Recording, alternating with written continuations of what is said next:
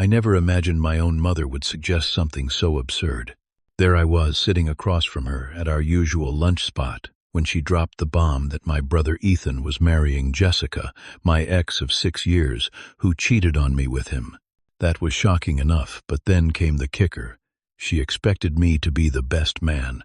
I stared at her for 3 solid seconds before bursting into uncontrollable laughter. Her face fell as my laughter turned bitter. The family war had officially begun. Before I dive into this family nightmare, drop a comment letting me know where you are watching from and if you have ever dealt with crazy family expectations. Hit that subscribe button if you want more stories about standing your ground. To understand why my reaction was completely justified, I need to take you back to where it all began. I am Clinton, 32 years old, and I have built a successful career as an architectural engineer in Chicago. My job involves designing innovative structures that blend functionality with aesthetic appeal.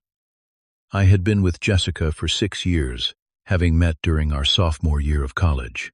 We clicked immediately over our shared love of indie films and weekend hiking trips. Everyone in our circle saw us as the perfect couple, the ones who would go the distance. We had mapped out our future together: marriage, after I established my career buying a house in the suburbs, 2 kids, and a golden retriever. The works. The American dream package deal.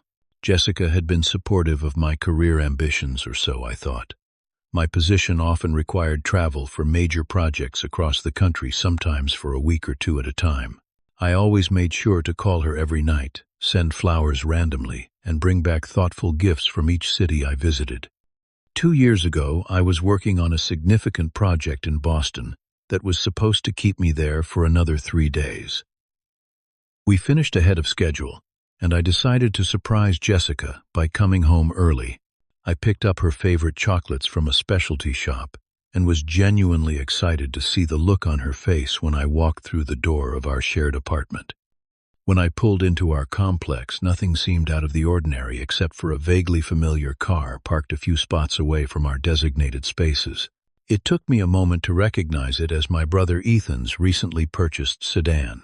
I thought nothing of it initially, assuming he might have stopped by to help Jessica with something around the apartment, or perhaps to drop off some mail that had been sent to my parents' house. The apartment was quiet when I entered, but I noticed 2 wine glasses on the coffee table and Jessica's favorite jazz playlist playing softly from the bedroom. As I approached our bedroom door, I heard muffled voices and laughter that suddenly fell silent when the floor creaked beneath my feet. Nothing could have prepared me for what I saw when I pushed open that door. There was my girlfriend of 6 years entangled with my own brother in our bed. Our bed, the one I had spent an entire weekend assembling while Jessica read me the incomprehensible Swedish instructions. The shock on their faces might have been comical in any other situation. Jessica clutched the sheet to her chest, her mouth opening and closing like a fish out of water. Ethan jumped up, fumbling for his discarded clothes, his face flushed with guilt and something else that looked disturbingly like irritation at being interrupted. "Clinton, you are supposed to be in Boston," Jessica finally managed to say, as if my geographical error was the problem here, not her betrayal. "It just happened," Ethan said, unable to meet my eyes. "We never meant for this to happen."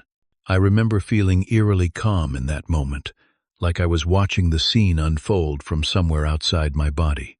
Without saying a word, I set the box of chocolates on the dresser, turned around, and walked out. I could hear Jessica calling my name, her voice growing increasingly desperate, as I methodically gathered my laptop, passport, and a few essential items.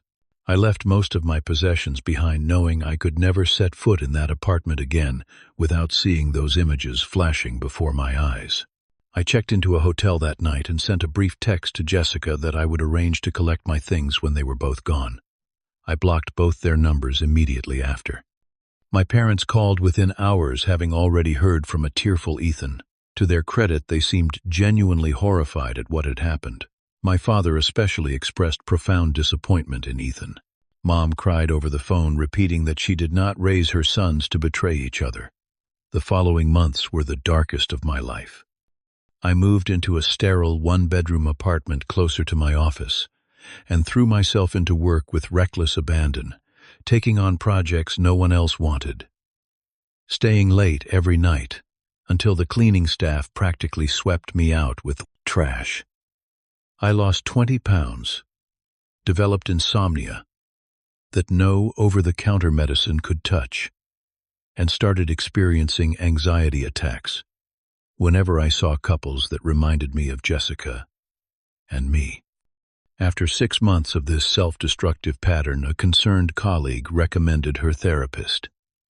Dr. Marshall helped me process not just the betrayal by Jessica, but the deeper wound of my brother's involvement. While infidelity is unfortunately common, having your sibling be the other party adds layers of family trauma that are uniquely painful. Dating again felt impossible. I tried a few times meeting women through friends or dating apps, but I would find myself interrogating their every move, checking their phones when they went to the bathroom, creating elaborate scenarios in my head where they were lying to me. It was not fair to them, and I recognized I was not ready. During this time, I maintained limited contact with my family, seeing them only for major holidays and making sure Ethan would not be present. My parents seemed to understand and respected these boundaries, often visiting me in Chicago rather than expecting me to return to the family home where I might run into my brother. It took nearly 18 months before I began to feel like myself again. A promotion at work gave me new responsibilities that challenged me professionally. My sessions with Dr. Marshall became less frequent as I developed healthier coping mechanisms. I even went on a few dates with a woman from my building, and did not immediately assume she was secretly texting other men when she checked her phone. I was finally healing until that lunch with my mother. It was my day off, and I had planned to catch up on some reading and maybe check out a new hiking trail just outside the city. When Mom called and asked to meet for lunch, I did not think much of it. She occasionally visited Chicago for shopping or to attend shows, and we would often grab a meal together during these trips.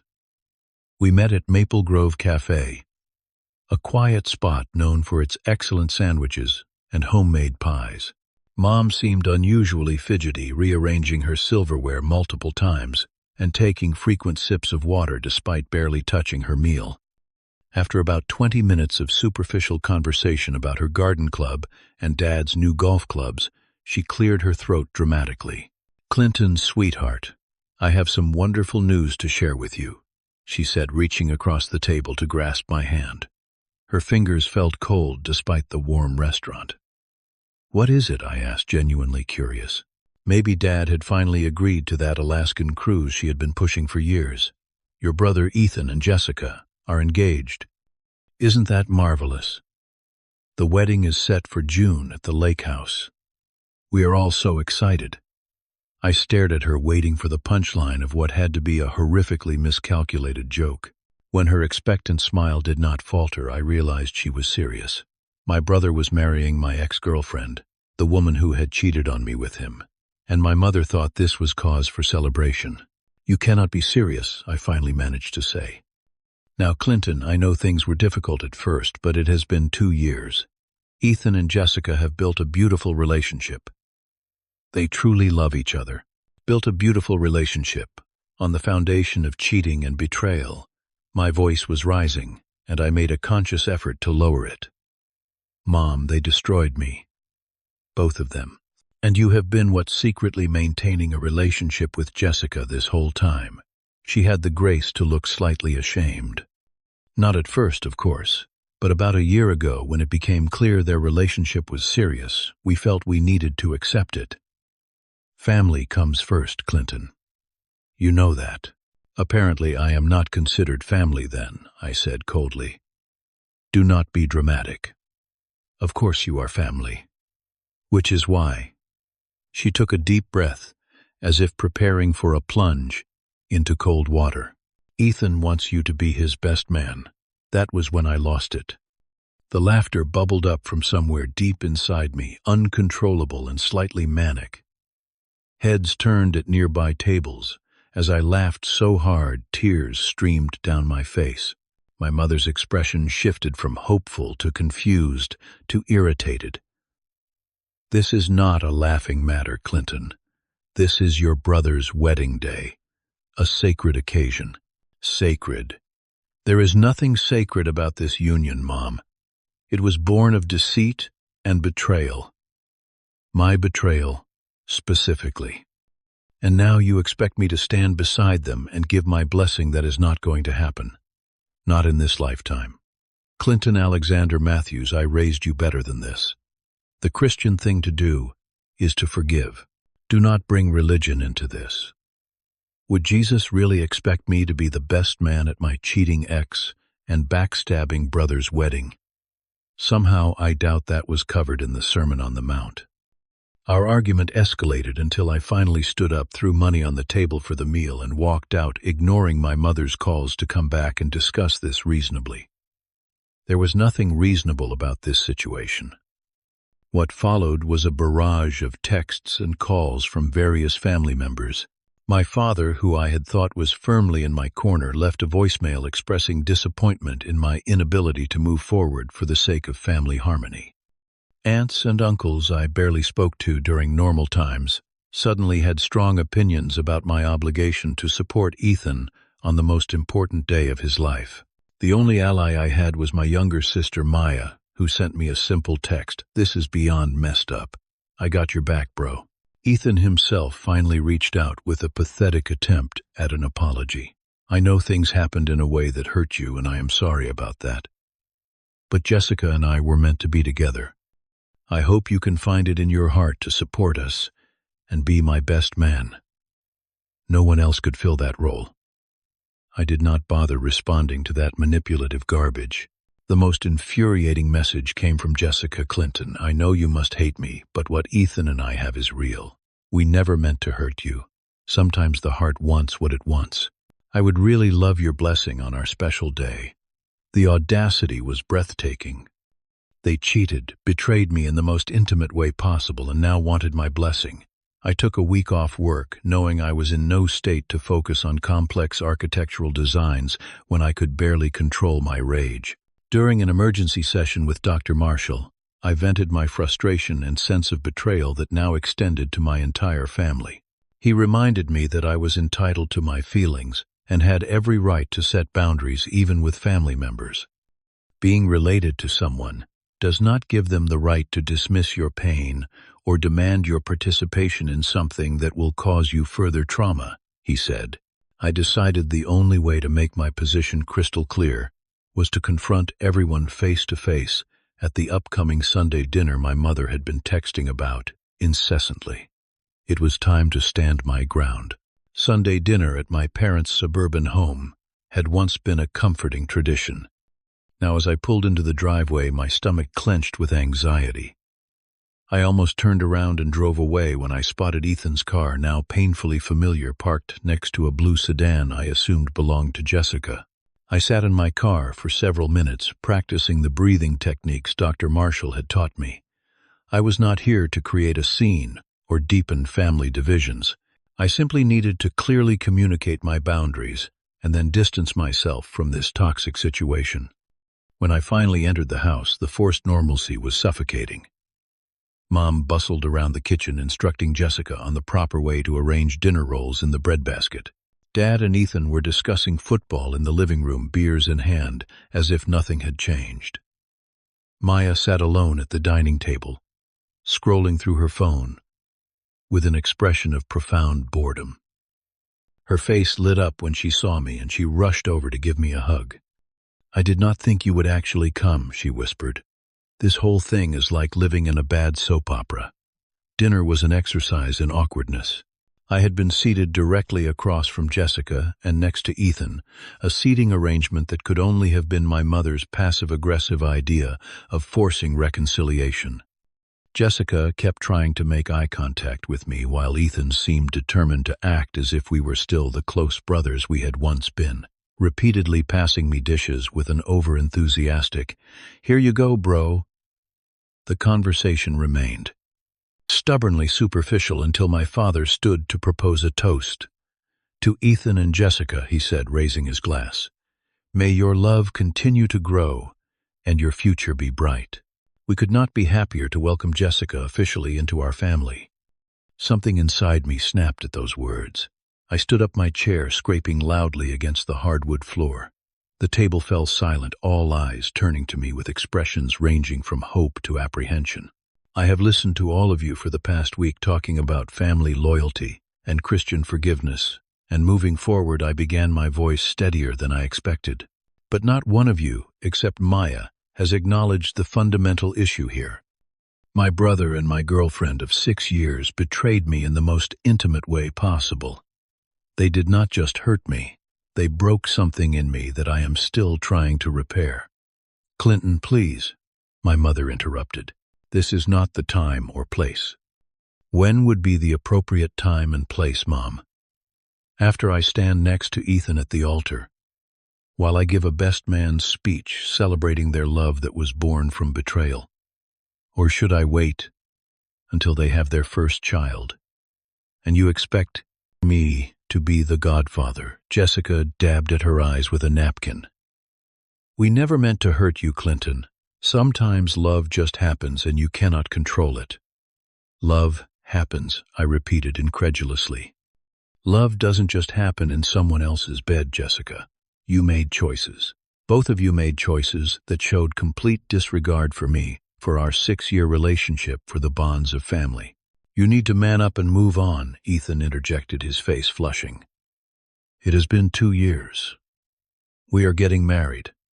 That is not going to change, so you might as well accept it. You are right about one thing, I said, looking directly at him for the first time that evening. It is not going to change. You will get married. You will live your life. And I will live mine, completely separate from both of you. I will not be your best man. I will not attend your wedding. I will not pretend that what you did was okay, or that time has somehow erased it. Clinton Alexander, my mother stood now too, her voice sharp with disapproval. This is not how we raised you. Forgiveness is a choice. Your brother has apologized. Jessica has apologized. A good Christian would find it in his heart to forgive. I have spent the past 2 years in therapy because of what they did, I said quietly. I developed anxiety so severe I could barely function. I lost 20 pounds because I could not eat. I still have nightmares where I walk in on them together. So, do not talk to me about choices, Mom. My choice is to protect myself from people who have shown they do not care about my well-being. My father looked deeply disappointed. Son, we understand you were hurt, but continuing to hold on to this anger only hurts you. We are asking you to consider what is best for this family as a whole, and I am asking you to consider what it says about this family that you are prioritizing the feelings of the people who caused the harm over the person who was harmed. With that, I placed my napkin on the table and walked out, ignoring my mother's tearful pleas to come back. Maya followed me out to my car. There is something else you should know, she said, her voice low. Jessica did not just cheat with Ethan that one time you caught them. From what I have pieced together, it had been going on for over a year before you found out. They were seeing each other whenever you traveled for work. The revelation felt like a physical blow. A year. Not a momentary lapse of judgment, or a one-time mistake, but a calculated long-term deception by the 2 people I had trusted most. How do you know this? I asked, my hand gripping the car door so tightly my knuckles turned white. I overheard them arguing about it last Christmas. Jessica was upset that Ethan had told one of his friends they got together while she was still with you. She was afraid it would get back to you somehow. I thanked Maya for her honesty and drove home in a daze. The next morning my mother called, her voice shrill with anger. Your behavior last night was unacceptable, she declared without preamble. You embarrassed this family and ruined a perfectly lovely dinner. I ruined dinner, that is what concerns you, not the fact that your son and his fiancée carried on an affair behind my back for a year. Her momentary silence confirmed what I suspected she had known. The full extent of their betrayal all along. What is done, she finally said. We need to move forward as a family.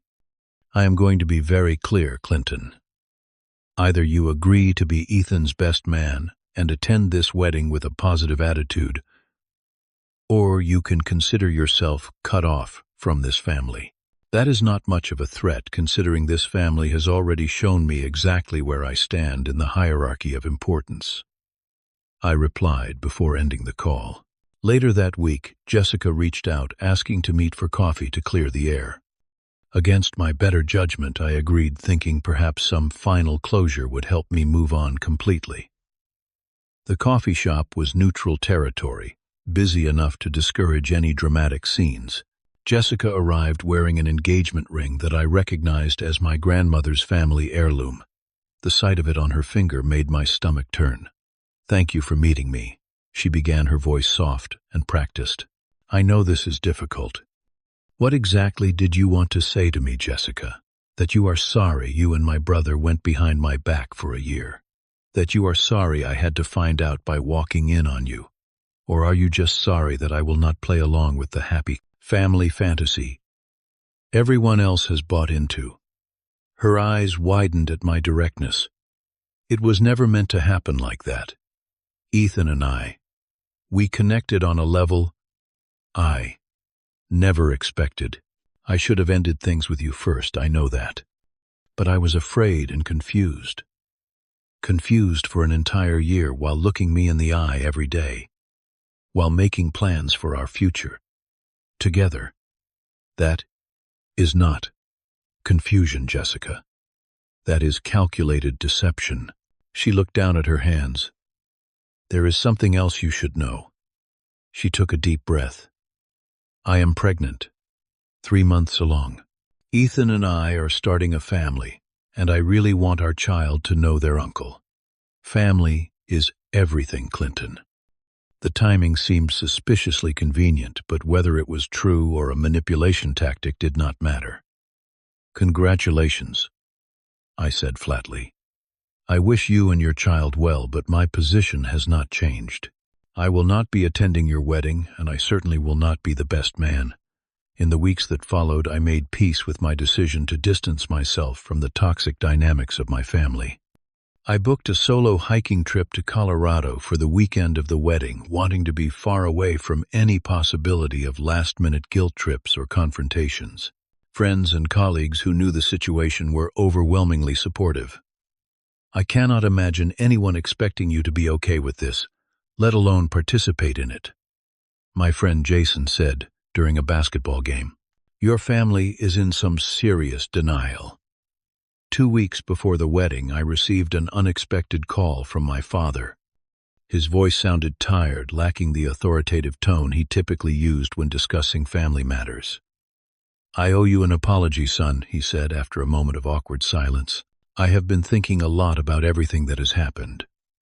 While I still wish you could find a way to make peace with Ethan, I understand why you cannot be at the wedding. I should have stood up for you more." His words caught me off guard. Why the change of heart your mother can be persuasive. And I suppose I wanted to believe that we could all move past this, somehow return to being the close family we once were. But watching how this has all played out, the expectations being placed on you while Ethan and Jessica face no real consequences for their actions, it does not sit right with me. We talked for nearly an hour, the most honest conversation we had had in years. Dad admitted that he had also struggled with Ethan's betrayal, but had chosen what seemed like the path of least resistance: acceptance. Sometimes, avoiding conflict creates more problems than addressing it, he reflected. I maintained my boundaries while appreciating his honesty. When the wedding day arrived, I was standing on a mountain peak in Colorado, feeling the kind of peace that only comes from knowing you have chosen self-respect over harmful expectations. My phone buzzed throughout the day with messages from my mother and Ethan, ranging from angry to pleading. I ignored them all, except for a text from Maya. What a disaster. Half the family is giving Ethan and Jessica the cold shoulder. Mom is pretending everything is perfect, and Dad looks like he would rather be anywhere else. You made the right call staying away. When I returned home, I found my father waiting outside my apartment building.